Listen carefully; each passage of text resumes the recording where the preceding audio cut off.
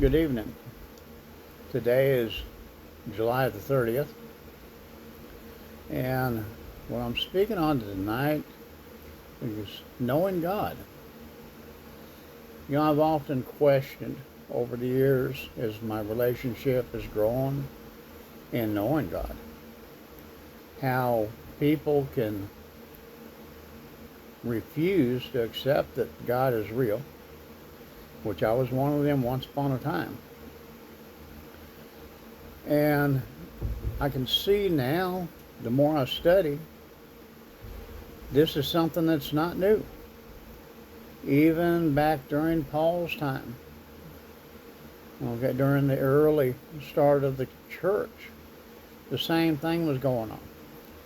I mean, you think about it, all you have to do is go back even to Sodom and Gomorrah, where people were given over to themselves, or the time of Noah, where mankind had become so corrupt and evil that God decided to start over.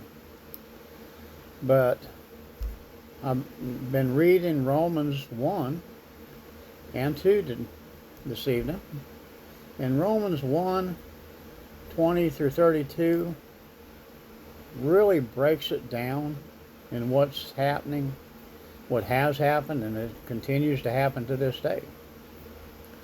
It speaks of how, although it's clear from creation, with all things seen, with everything made, and even the eternal power of God and the Godhead, God has showed they have no excuse for not believing, but instead become vain in their imaginations, and their foolish heart are darkened. Professing themselves wise, they become fools. So, you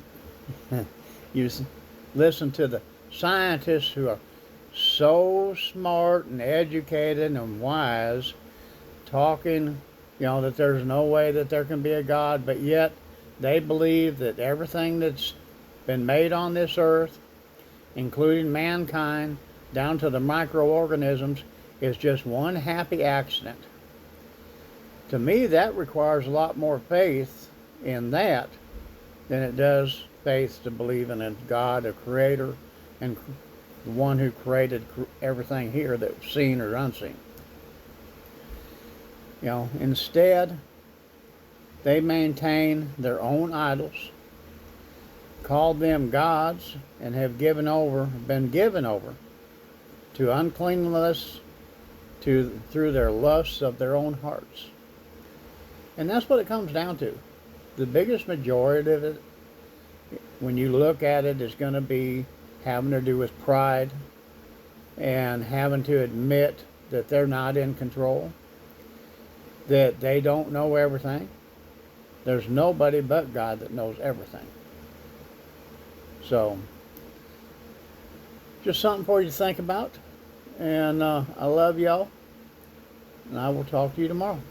Have a good night.